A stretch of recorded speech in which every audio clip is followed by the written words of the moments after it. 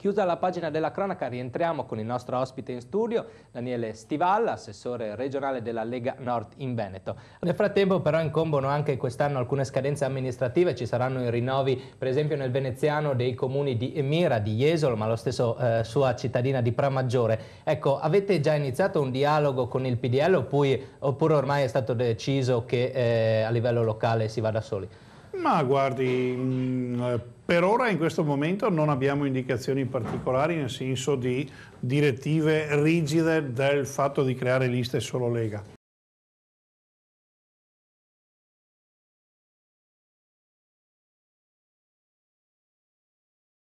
Se quando ci saranno le elezioni amministrative si tratterà di fare le alleanze, continuerà il PDL a stare in maggioranza e noi all'opposizione, credo che sarebbe innaturale fare un'alleanza qui ed essere su fronti opposti a Roma.